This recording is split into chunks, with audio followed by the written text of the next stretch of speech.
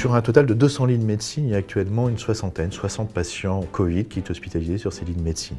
À quoi il faut rajouter 6 lits occupés par des patients Covid en réanimation et un certain nombre de patients qui sont hospitalisés dans l'EHPAD et dans l'unité de soins de longue durée de l'établissement. L'offre de soins est impactée par l'ajout de ces patients Covid sur la filière de soins, notamment d'urgence. Le SMUR de Gonesse est impliqué en intervention primaire pour aller chercher ces patients et les ramener sur la structure hospitalière. Bien sûr aux urgences où le nombre de passages a nettement augmenté, sur une moyenne de 130 à 140 passages. Nous sommes actuellement à 190 passages par jour. Ensuite, il y a des impacts dits secondaires qui sont liés au fait du redéploiement des personnels nécessaires à la prise en charge de ces patients Covid. Donc en premier lieu, le bloc opératoire qui a tourné au minimum jusqu'à 20% de son activité normale, qui est actuellement à 40%. Le dernier service qui a été aussi impacté, c'est le service de MPR, qui a lui aussi fourni un nombre de personnels pour prendre en charge les patients victimes de la Covid.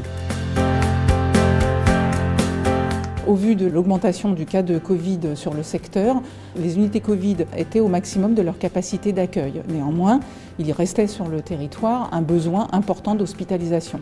Nous avons donc pris la décision de transformer cette unité de chirurgie en unité Covid. Il y a quand même 90 à 95% de patients qui ne sont pas vaccinés.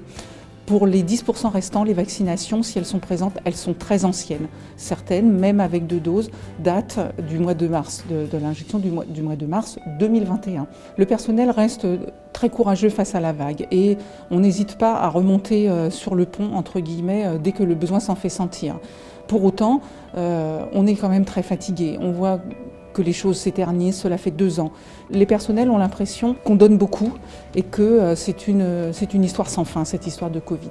Donc peut-être que la vaccination permettra de sortir enfin de ces pandémies réitératives et ces hospitalisations à la hausse et à la baisse régulièrement. Le service de pneumologie et d'infectiologie du centre hospitalier de Saint-Denis est un service de 21 lits qui prend en charge tous les patients avec une atteinte respiratoire ou des pathologies infectieuses qui sont admis à l'hôpital. Durant les plus grandes pics épidémiques, le service est transformé avec une activité qui était dédiée 100% pour les patients Covid.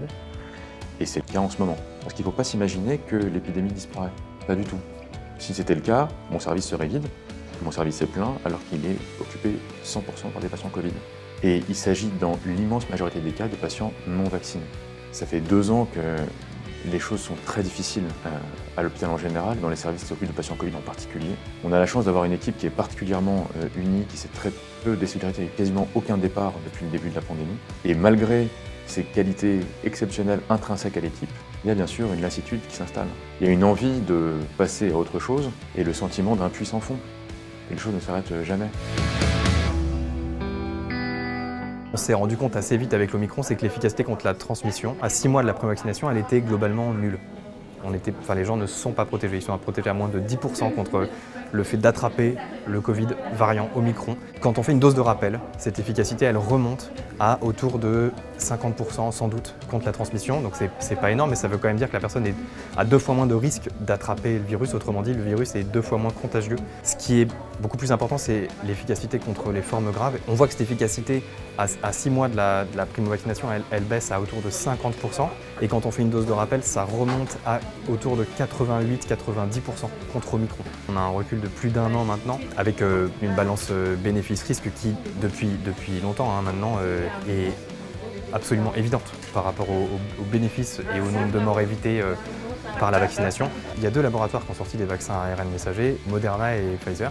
La différence, c'est que dans le produit initialement développé par l'un et l'autre labo, il n'y avait pas le même dosage de cet ARN. Dans Pfizer, ils ont mis 30 microgrammes d'ARN et dans le Moderna, ils ont mis 100 microgrammes d'ARN, 3 fois plus en gros. Comme il y a beaucoup plus d'ARN messager dans le vaccin Moderna, il y a plus de réactions immunitaires. Il apparaît maintenant dans quasiment toutes les études que le Moderna est un peu plus efficace que le Pfizer. Et l'autre versant, c'est qu'il y a plus de réactions et de potentiels effets secondaires à Moderna. Il y a un effet qui ressort, c'est des risques de myocardite, donc d'inflammation du cœur. Et on se rend compte que dans un sous-groupe particulier, les hommes jeunes, les hommes de moins de 30 ans, il y a plus de risque de myocardite avec le Moderna qu'avec le Pfizer. Le risque de faire une myocardite avec le Pfizer dans cette population, c'est de 3 pour 100 000, quand avec le Moderna, c'est de 17 pour 100 000. Le deuxième élément, c'est qu'on a beaucoup plus de Moderna que de Pfizer en ce moment en France. Compte tenu de tout ce contexte, Il a été décidé par la Haute Autorité de Santé de garder le Pfizer pour les hommes de moins de 30 ans et en général pour les moins de 30 ans, par souci de simplification, et de faire le Moderna pour les autres, puisqu'il n'y a pas de surrisque Moderna versus Pfizer chez les plus de 30 ans.